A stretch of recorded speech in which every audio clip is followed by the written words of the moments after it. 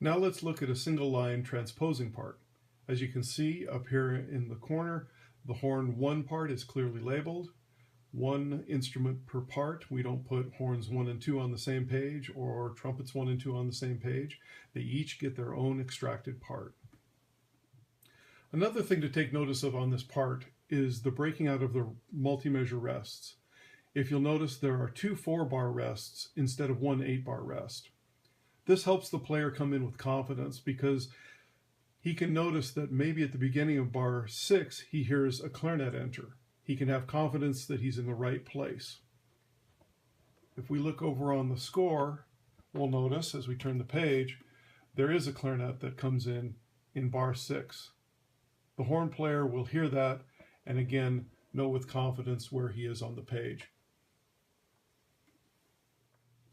Notice again on this part the bar numbers are clear yet out of the way of the music.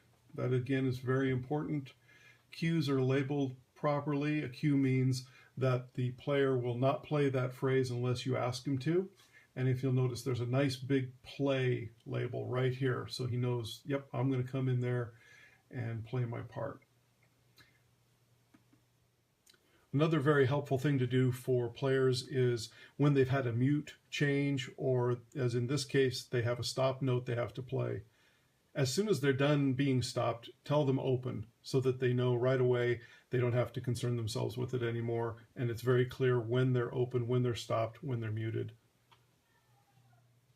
The last thing I want to talk about on this part, because it is a transposing part, we want to look at all the notes on the page from top to bottom and make sure that we don't have to deal with any enharmonic spellings that came in.